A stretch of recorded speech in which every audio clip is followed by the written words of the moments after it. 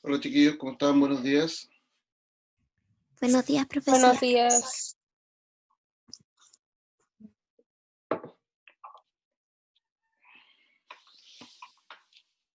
¿Cómo están? Con sueño. Con sueño. Con mucho frío. Sí, hace harto frío. Harto frío.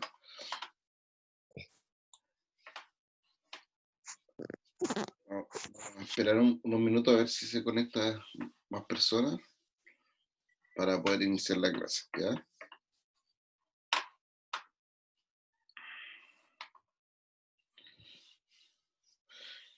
¿Cómo han estado las clases esta semana?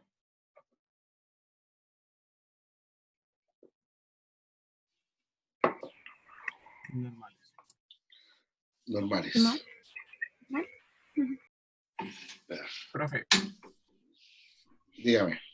¿me puede esperar un poco que voy a reiniciar la PC? Que necesito desinstalar algo y me pide reiniciar el PC automáticamente. Dale nomás. Sí, dale nomás, Enzo. Tranqui.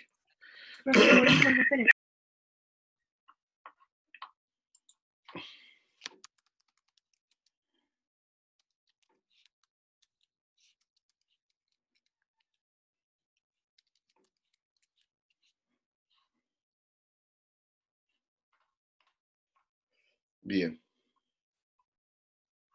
Bien. A ver.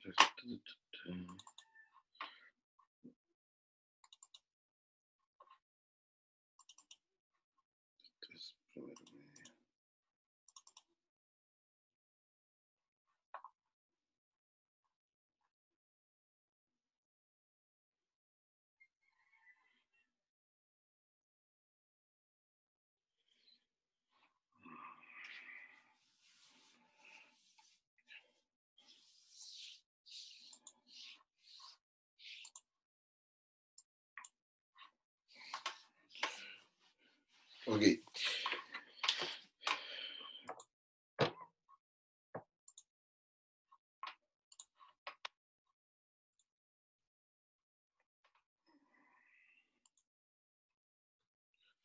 Chiquillos, vamos a iniciar la clase de hoy. Hoy vamos a hablar, en la clase de ayer, hablamos sobre qué pasaba, por ejemplo, con las características de las innovaciones técnicas que se incorporaron en la producción con la revolución industrial. Dijimos que gracias a estas innovaciones técnicas, primero, había un conocimiento para poder aplicarlas. Sin embargo, este conocimiento no se había aplicado en la producción debido a que no había sido necesario. ¿Ya? No había sido necesario este conocimiento. ¿Dónde se salió esto?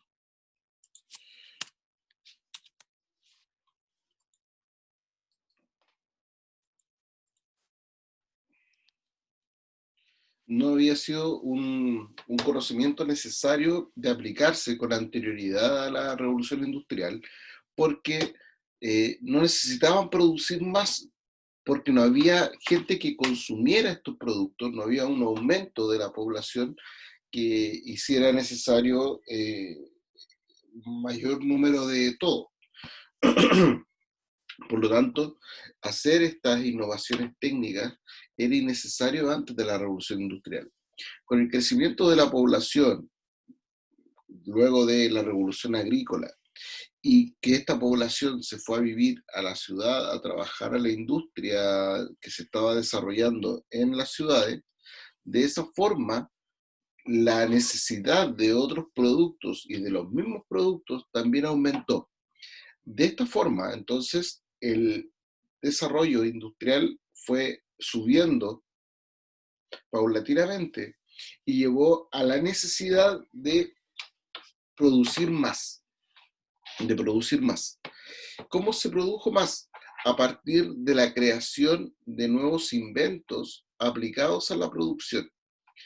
¿De qué tipo?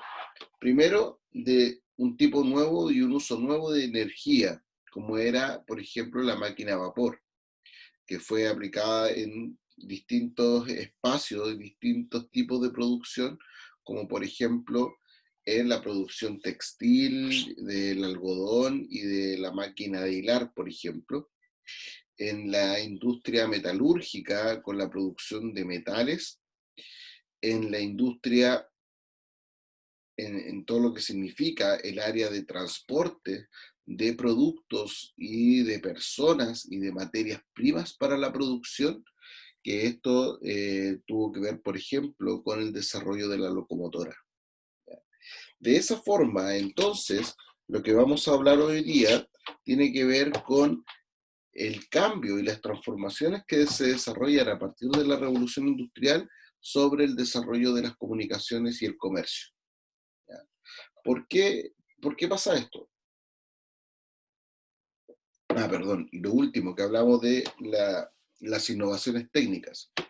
Dijimos que con las innovaciones técnicas se genera primero un cambio en la producción, y este cambio en la producción va a estar relacionado con, por ejemplo, la división del trabajo, donde las personas en las fábricas no se van a dedicar exclusivamente a una función y se van a convertir en expertos en una función. ¿Ya? Expertos en una función.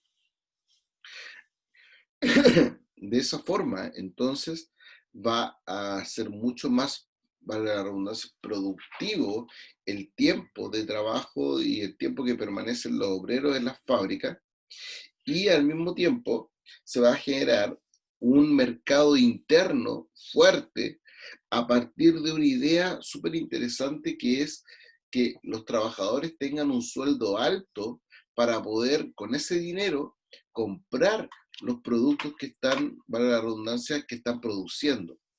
¿Ya? Eso va a ser la clave de la revolución industrial. Eso. ¿Por qué? Porque si los trabajadores hubieran ganado poco dinero, y a pesar de que hay un aumento de producción, a pesar de que hay un aumento de la necesidad de estos productos, no hubieran podido comprarlos. Y al no poder comprarlos, ¿qué pasa? Te vas quedando, tú empresario, tú dueño de una fábrica, te vas quedando con las bodegas llenas de productos, y estos productos no se venden. Por lo tanto, el gancho final para que funcione todo esto es establecer un sistema, establecer un sistema de salarios donde los trabajadores ganen harta plata. En algún momento en Chile, y esto lo van a ver ya el próximo año, en algún momento en Chile se intentó hacer un proceso de industrialización durante el siglo XX. El principal problema fue que los empresarios, para ganar más dinero, le pagaron menos sueldo a los trabajadores. Como le pagaron menos sueldo a los trabajadores no pudieron comprar los mismos productos que se producían dentro del país. Por lo tanto, la revolución industrial, o este proceso de industrialización intentado en Chile, terminó fracasando. ¿Por qué? Porque las mismas personas que, a pesar de tener mayor demanda de productos, a pesar de haber mayor producción y mayor cantidad de productos que se estaban creando, no fueron capaces de poder comprarlos porque ganaban poco dinero. ¿Eh? Algo que no ocurrió con la revolución industrial, porque los empresarios tuvieron la idea de pagarles altos sueldos a los trabajadores para que pudieran comprar sus productos.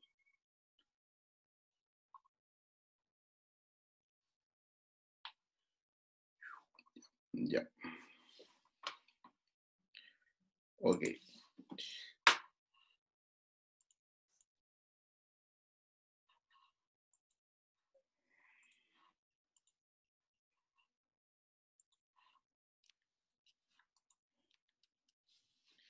Partamos entonces con las características del comercio a partir de la revolución industrial. Gracias al desarrollo de las comunicaciones y la revolución en los transportes, que es lo que vimos durante las innovaciones técnicas de la revolución, se multiplicaron las relaciones comerciales a gran distancia. Con anterioridad a la revolución, y en la medida en que dependían de medios de transporte, por ejemplo, en base a fuerza animal, como eran las carretas principalmente, la distancia que podían recorrer los productos y las personas con estos productos era muy escasa, era muy local, primero. Segundo, no había tanta producción para poder llevarla a otra parte, por lo tanto tampoco hacía necesario tener que recorrer grandes distancias. No era, ¿para qué me voy a mover tanto de la ciudad donde vivo si con suerte alcanza para lo que tengo para producir, alcanza para que lo consuma la gente que vive acá? Por lo tanto, todo lo que acabamos de ver, lo que hemos visto con anterioridad dentro del proceso de revolución industrial, tiene que ver con este empuje gracias al aumento de la producción, ¿ya? La clave de todo esto es el aumento de la población y el aumento de la producción. Esos dos elementos son las claves. ¿Por qué? Porque, insisto, yo no saco nada teniendo los medios para comunicarme, para expandir, si en realidad es como, ya, hoy oye, podríamos, hoy si hacemos, tenemos comercio con, no sé, con Valparaíso, ya, listo, ya, sí, tú llevas tu mercadería a Valparaíso, sí, ya, bacán, pero resulta que si produje y coseché 2 lechugas, ¿qué voy a ir a hacer a Valparaíso? ¿Ya? Entonces, en la medida en que tengo más producción, voy a tener, valga la redundancia, los productos para poder ir e intercambiarlos a un lugar más distante. Eso es lo que va a pasar con el comercio. Primero, se consolida un mercado interno. Primero, aquí tiene que ver, como les decía anteriormente, con el crecimiento de la población. Este crecimiento de la población aumentó la demanda de bienes, ¿ya? La gente necesitaba más cosas. Ese es el aumento de la demanda de bienes. La gente necesitaba más cosas. Sin embargo, esto va a estar unido a la mejora en los transportes y las vías de comunicación, a través de los canales fluviales o de los ríos, de las carreteras y posteriormente del ferrocarril, ¿ya? Así como la supresión de barreras aduaneras interiores. Por lo general, antes de la revolución industrial, cada ciudad cobraba un impuesto a aquellas personas que iban a vender sus productos a estas ciudades. Obviamente, imagínense un vendedor que va de ciudad en ciudad, no puede estar pagando impuestos en cada una de las ciudades porque el tipo va a quedar, antes de vender nada, ya va a estar endeudadísimo o va a estar empobrecido porque ha estado pagando impuestos a las ciudades. Por lo tanto, un énfasis importante para la venta, el comercio, fue el que se eliminaran estas barreras aduaneras, de que en las ciudades no cobraran impuestos, porque finalmente la ciudad no va a cobrar impuestos por la venta, pero sí va a recibir beneficios de las ventas que ocurren en su interior, ¿ya? Eso también va a ser súper importante porque le va a permitir a los empresarios y a los vendedores finalmente, les va a abrir un espacio para ellos poder comercializar sus productos, no solamente en su propia localidad, en su propia ciudad o en donde está el entorno de las fábricas, sino que también en otras ciudades. La expansión del mercado exterior. ¿Por qué fue posible la expansión del mercado exterior? Fue posible gracias a la ampliación y diversificación del comercio externo, motivado por la demanda de materias primas y la exportación de productos industriales. Aquí se va a producir una situación doble, donde, por una parte, vamos a tener a los productores ingleses que van a necesitar materias primas para la producción. Y no todo lo que necesitan para la producción lo van a encontrar no todo lo van a encontrar dentro de las cercanías de su ubicación. Por lo tanto, van a tener que salir a buscar estos productos, estas materias primas, ya sea carbón, ya sean metales, minerales, el mismo algodón para la elaboración de las telas y de la ropa y de la vestimenta. Y por lo tanto, se va a producir una especie de intercambio donde en localidades donde los empresarios van a encontrar algodón, por ejemplo, van a ir, van a comprar ese algodón, lo van a traer a la ciudad, lo van a traer a las fábricas, ese algodón va a pasar por la máquina hiladora, se va a construir, se va a convertir en ropa, se va a convertir en telas, se va a convertir en todo lo derivado de tela, y posteriormente va a ser este empresario el que va a ir hacia la misma localidad donde compró el algodón y va a venderle tejido, ropa, chaquetas, pantalones, etcétera, etcétera. Un ejemplo, y que pasa el día de hoy, por ejemplo, Chile es el máximo productor de cobre a nivel mundial, pero nosotros no producimos celulares. ¿No? En Chile no se producen celulares.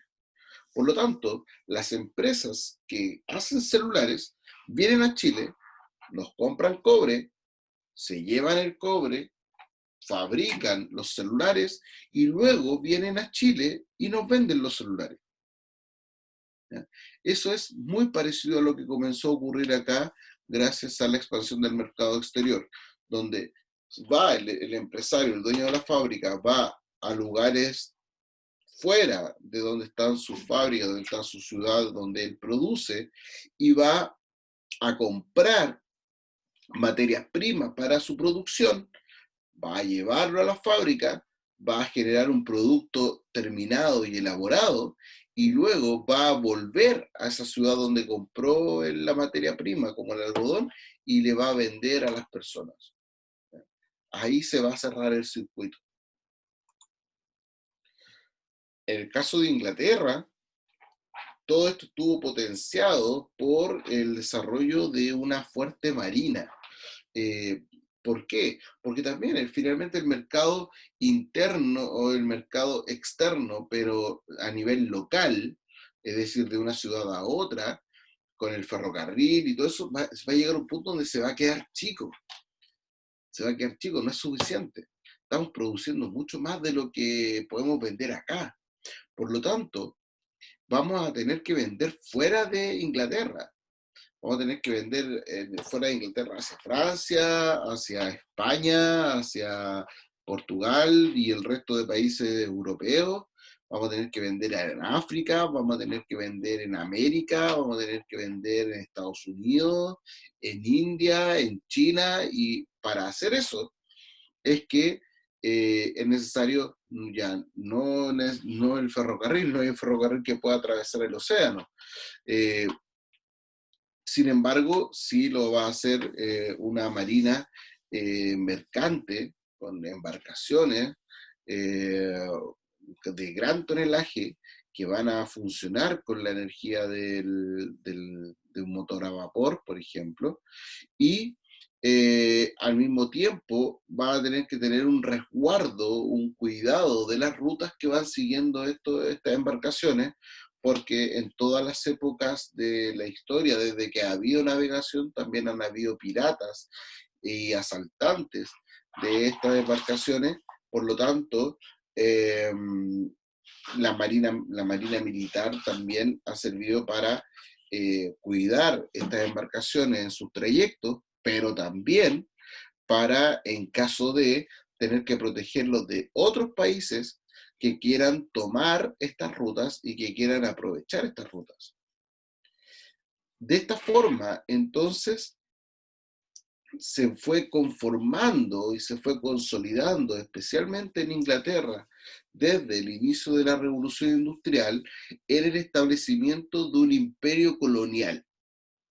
Es decir, como no podía tener todas las materias primas que buscaba, no podía tener todas las materias primas que buscaba en Inglaterra, tuvo que salir hacia otros territorios a buscar estas materias primas.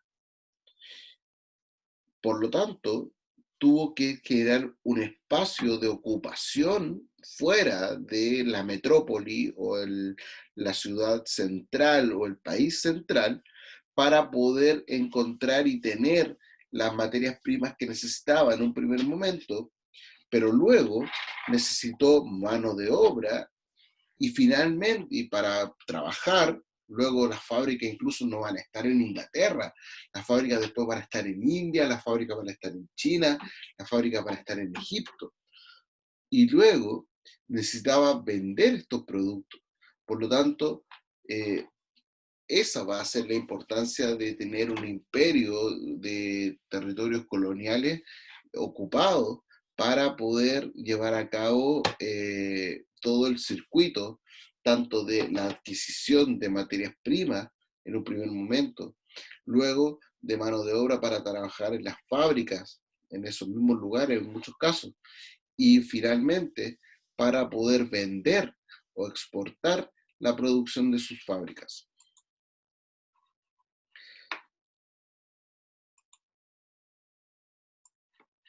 En síntesis,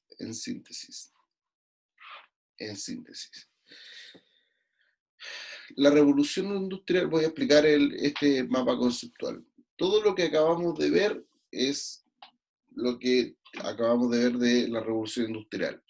¿Qué fue la revolución industrial primero en Inglaterra? Un proceso de cambios ocurridos en Gran Bretaña entre 1730 1750, si consideramos la revolución agrícola, fue a partir de 1730 aproximadamente, y 1850, que transformaron profundamente una economía exclusivamente agrícola y comercial en una economía industrializada, gracias a la aplicación de nuevas máquinas en la industria y en los medios de transporte y comunicación, acompañado todo ello de importantes cambios en la agricultura y la demografía, y transformaciones políticas, el liberalismo y sociales, movimiento obrero y hegemonía de la burguesía. Eso lo vamos a revisar cuando ya veamos las consecuencias de la revolución industrial. Hasta ahora solamente hemos visto características de la revolución industrial.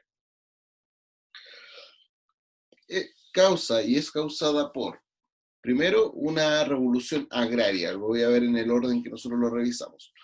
Una revolución agraria, ya que los cercamientos o los enclosures, como lo vimos en clase, y las mejoras técnicas, como el caso del nuevo sistema, como el sistema de rotación, o llamado el sistema Norfolk, y al mismo tiempo la incorporación de maquinaria a la producción, llevó a un aumento de la producción que permite alimentar a una población en aumento, que esto se va a producir de manera paralela una y otra. Es decir, en la medida en que iban aumentando la producción agrícola, también iba aumentando la población, ¿ya? Pero sobre todo recordemos que dijimos que la población aumentaba por una disminución de la mortalidad, especialmente de la mortalidad infantil. Y eso tiene que ver básicamente con la alimentación. O sea, si la gente deja de morirse porque tiene mejores defensas, y eso es en parte importante a la alimentación, ¿ya? Este aumento de la producción sirve entonces para alimentar a una población en aumento, pero también sirve para acumular capitales que luego serían invertidos en la industria, especialmente en las ciudades, y este aumento de la producción sirve para alimentar a la población en aumento, que en un primer momento va a vivir en el campo, pero que luego, en la medida en que queda cesante, que no puede seguir trabajando en el campo, se va a tener que desplazar a vivir a las ciudades y por lo tanto se va a convertir en mano de obra para la actividad industrial. Eso es lo que vimos sobre la revolución agrícola. Revisamos también la revolución tecnológica o el desarrollo de invenciones técnicas para la producción. Uno de los principales fue obviamente la creación, la invención de la máquina a vapor por James Watt. esta máquina a vapor utilizaba vapor, carbón, que era barato y abundante. Y dentro de todo, sobre todo hoy día que hablamos tanto del calentamiento global y todo eso, era un, era un sistema sumamente limpio de producir, ¿ya? Era muy limpio. Pensemos que lo que se hacía con esto era, de manera muy básica, la máquina a vapor funcionaba calentando, quemando carbón, pero no carbón como el que conocemos nosotros, el carbón de asado, este carbón de madera. No, esto era carbón de piedra, por lo tanto duraba mucho tiempo más, y este carbón se calentaba, se calentaba, se calentaba, y luego le echaban agua, se le echaba agua. Y eso liberaba una cantidad de vapor que pasaba por una máquina y finalmente hacía funcionar las máquinas, ¿ya? Imagínense, era solo vapor, no era algo que se quema, como el caso del petróleo, donde es el petróleo el que se quema y esas partículas van a la atmósfera. No, esto es vapor de agua. Por lo tanto, era un sistema sumamente limpio, que no contaminaba nada, ¿ya? Esta máquina a vapor fue aplicada en la minería, sobre todo había una especie de locomotoras pequeñas que transportaban los minerales para entrar y salir de las minas. Y en la industria, sobre todo la industria textil y la industria siderúrgica, tiene que ver ahí con el tema de los metales, la fundición de metales, la siderurgia, y que experimenta mejoras en la industria textil en el hilado y el tejido, donde se inventa la máquina hiladora por Walter Frame, 1969, y el tejido con la lanzadera volante de 1733 y el telar automático de 1784. ¿Ya? Estas máquinas entonces lo que van a hacer, van a aumentar las características y la forma de producir, eh, a partir de las necesidades que se iban presentando gracias al aumento de la población en las ciudades. Recuerden eso siempre. La base de toda la revolución industrial tiene que ver con el aumento de la población. Si no hay aumento de población, no se hace necesario ningún tipo de revolución industrial, ¿ya? Luego la revolución de los transportes, y que tiene que ver con tanto la revolución tecnológica con lo que acabamos de ver del desarrollo del comercio. Involucra principalmente a la máquina a vapor, que se utiliza como fuente de energía para dos principalmente grandes medios de transporte, que fue el ferrocarril y el barco de vapor. Esto convirtió a estos dos sistemas de transporte en transportes rápidos y baratos. De esta forma se posibilita un desarrollo del comercio y desplazamientos masivos de personas, pero también de productos, tanto de ida como materias primas y de vuelta ya como producto terminado, ¿ya? ¿Por qué eran rápidos y baratos? Porque primero la locomotora, si bien utiliza carbón y todo lo demás, pero la locomotora no come, la locomotora no duerme, la locomotora no, como el caso de los caballos y las carretas, no tiene por qué detenerse. Entonces el desplazamiento entre una ciudad y otra, un lugar y otro, era mucho más rápido que como se había hecho tradicionalmente. Obviamente no es lo mismo un ferrocarril a una autopista hoy en día, obviamente que no, pero eh, sí en su momento fue un cambio muy importante en la rapidez en lo que había antes, que eran las carretas principalmente. Esto posibilitó el desarrollo del comercio, un desarrollo del comercio interior, como les decía, eh, eh, entre la ciudad y el campo principalmente, esa relación de los productos que entrega el campo versus, o sea, productos agrícolas, alimenticios y uno que otro mineral o metal para trabajar. Y de vuelta los productos terminados que le lleva a la industria o las fábricas que llevan hacia, hacia el campo. Y en el exterior, esto que va a significar un desarrollo de una búsqueda de ocupar territorios fuera de Europa por parte de Inglaterra. ¿Para qué? Buscando lo que yo le llamo, y esto lo voy a anotar por ahí, a este elemento yo lo llamo las 3M. ¿Ya? Las 3M. ¿Cuáles son las 3M? Las 3M. Mercado, perdón, primero, materias primas para producir, materia prima. Luego necesito mano de obra. Y finalmente necesito mercado. Gracias por pensando en estas 3M, es que, Inglaterra sale de Europa buscando territorios hacia el exterior. Necesita materias primas, necesita algodón, necesita minerales, necesita carbón, necesita todo eso. Y lo va a buscar fuera de Inglaterra porque Inglaterra es una isla. Finalmente también va a llegar a un punto donde los recursos que tiene en la isla no son suficientes. Va a necesitar también mano de obra. ¿Por qué? Porque el obrero inglés después va a cobrar mucho dinero porque está acostumbrado a ganar harto dinero, porque desde un principio se le pagó harto dinero para mantener el mercado interno. Pero ahora ya no es necesario porque no necesita Inglaterra ese mercado interno. Por lo tanto, va a tener que buscar mano de obra fuera de Inglaterra. Y luego mercado, necesita un lugar donde vender sus productos. ¿Ya? Y eso finalmente va a llevar a un desarrollo, sobre todo durante el siglo XIX, de lo que nosotros vamos a conocer como el imperialismo. ¿Ya? Y eso lo vamos a ver ya en unidades siguientes. Finalmente, una revolución demográfica, ya que se supera el ciclo demográfico antiguo, que ¿en qué consistía? En altos niveles y tasas de natalidad y altos niveles de mortalidad. Nacía harta gente, pero también moría harta gente.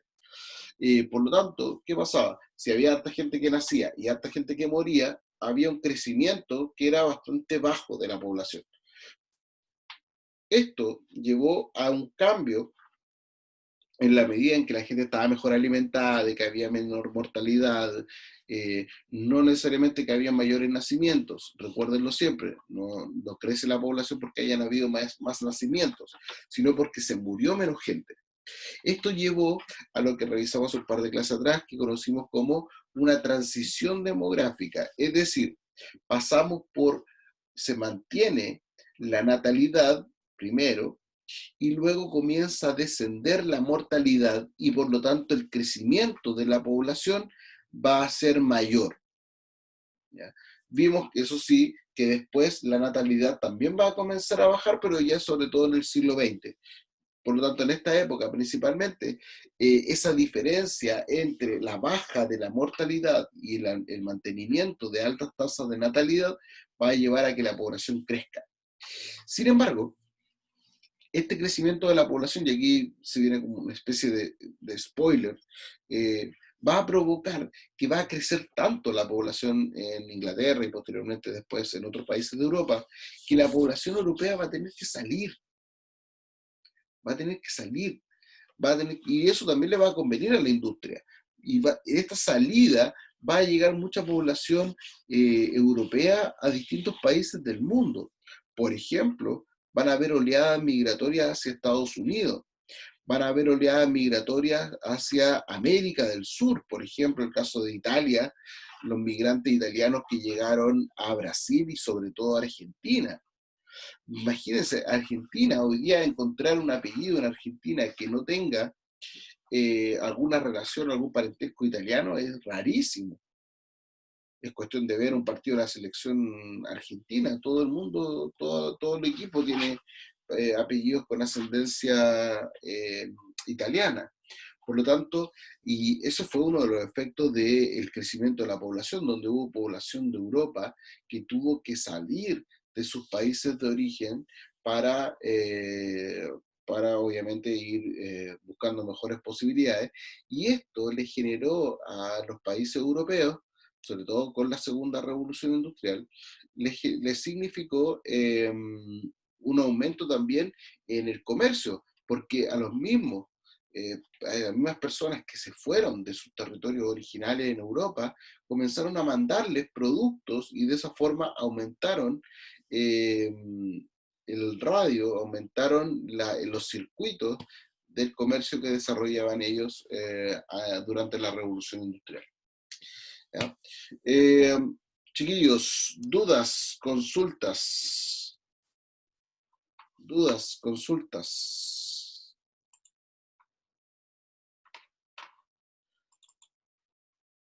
¿No? ¿Está clarísimo todo?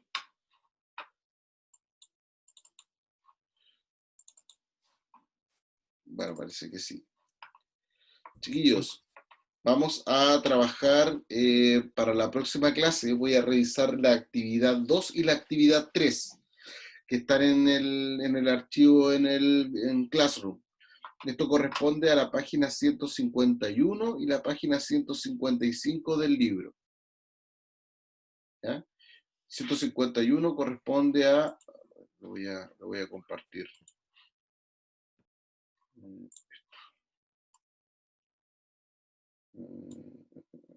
¿Sí?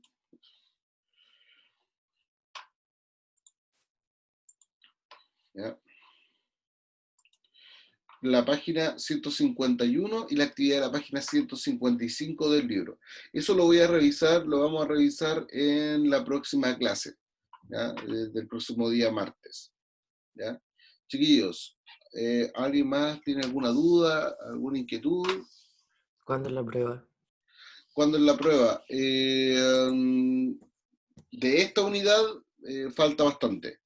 La evaluación que vamos a tener prontamente, que va a ser con un tiempo, con un periodo de entrega de la evaluación, va a ser a partir del día 30 de junio. A partir del día 30 de junio. ¿Ya? Es decir, el día 30 de junio ustedes van a acceder a la evaluación y tienen, si no me equivoco, hasta el día 6 de junio para entregarlo. Eso es la próxima semana. ¿Ya? O sea, la próxima semana se entrega la prueba, se sube la prueba y tienen hasta el día 6 para hacerla. ¿Ya? Okay. Eso, chiquillos, que estén bien, cuídense, nos vemos. Chao, chao, que les vaya bien, buen día.